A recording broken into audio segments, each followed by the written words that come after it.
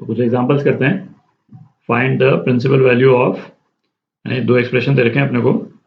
तो पहला एक्सप्रेशन ये क्या है, y is equal to cos inverse sine of cos inverse -1/2। ठीक है, ये एक्सप्रेशन है। तो सबसे पहले तो इसकी प्रिंसिपल वैल्यू निकालते हैं अपन।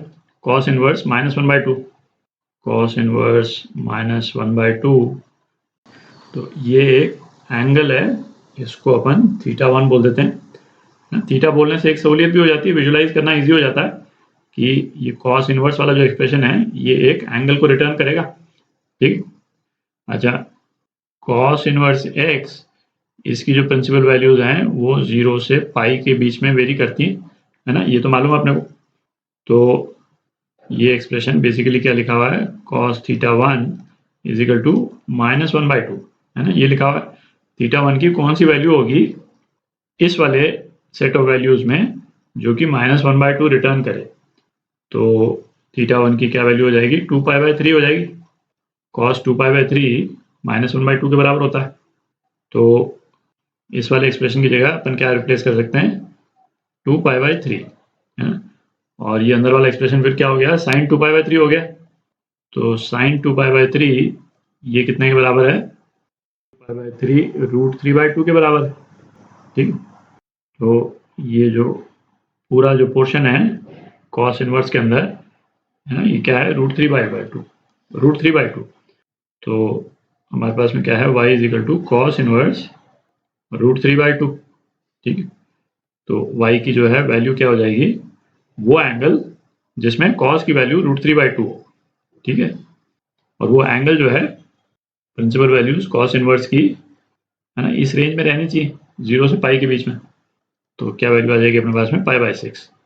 तो y की ये वैल्यू हो गई, ये आपका आंसर। तो दूसरा एग्जांपल देखते हैं, है ना, इस एक्सप्रेशन की प्रिंसिपल वैल्यू निकालनी है।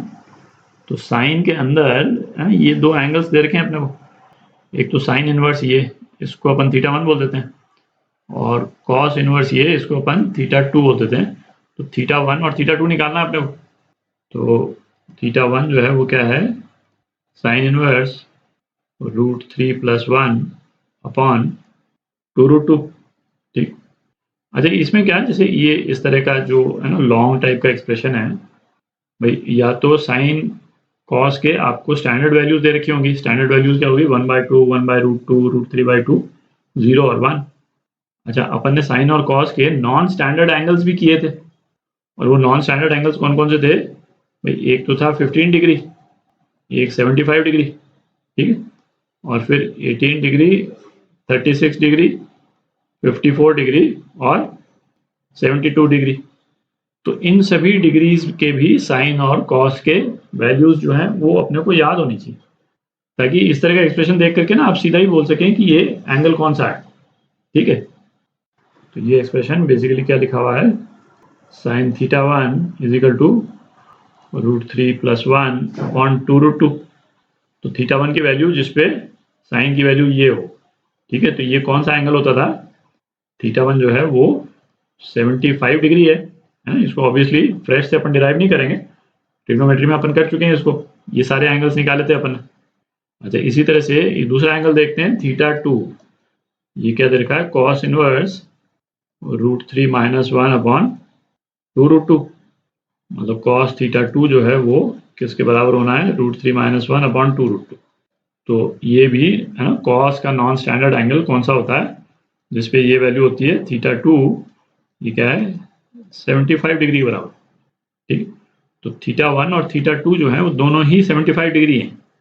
तो अपने पास में यहाँ पे क्या आ गया, साइन के अंदर ये आ गया साइन θ1 + θ2, ये क्या आ गया, साइन 75 + 75, साइन 150 आ गया। ठीक।